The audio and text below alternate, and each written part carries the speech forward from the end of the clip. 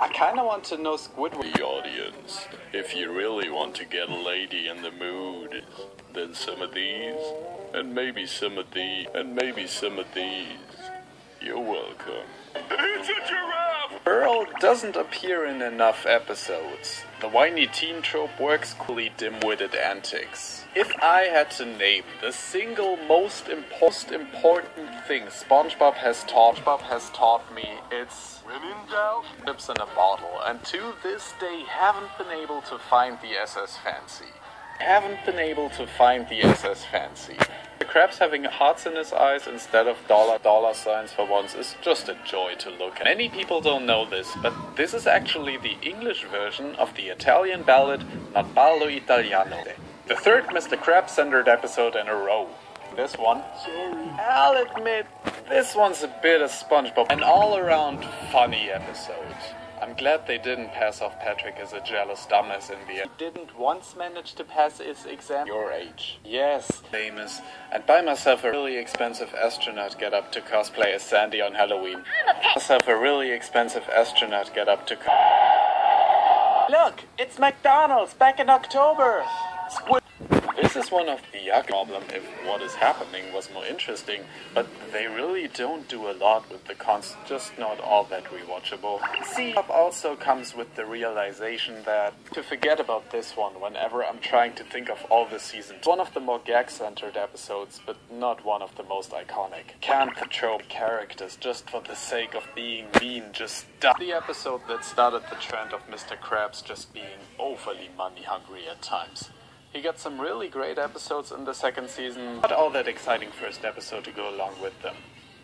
Season 1. Have you ever noticed salt shakers? And where does it all go?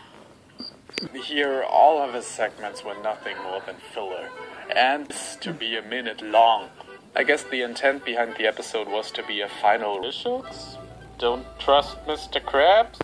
Don't leave the burger. A really good game to go along with it. This marks the second time in this series Kenny in the shower, and it's just as good, if not better than them. They really enjoy making Mrs. Puff go insane, don't they? I knew I could take. Again, one of the weaker character introductions. However, it's also the birth of, some might say this episode is stereotypical trope.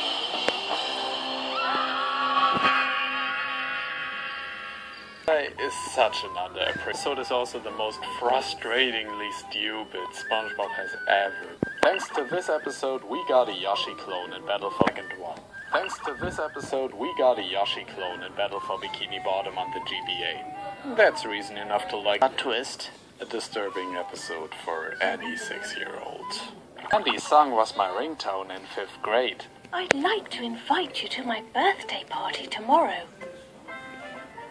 That sounds great, My ringtone in 5th grade.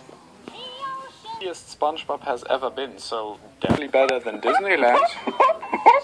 The montage of them catching the jellyfish is fun.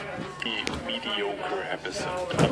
Michael here. Now you look at this head. No wonder people are afraid of technology. SpongeBob has ever been, so definitely better than Disneyland.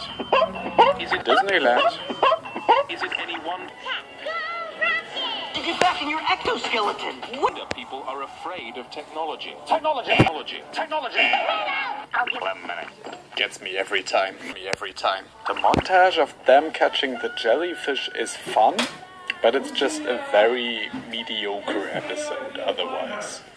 Didn't you promise to clean up this room yesterday? You can't leave toys lying around. Whoa, hey guys. Look at this head and tell me with a straight face that SpongeBob didn't know about Christmas back in season 1. I lied about it. Yes, I'll be your girlfriend.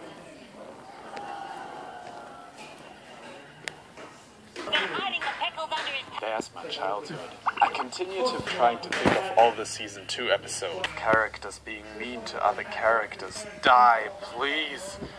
This episode does have one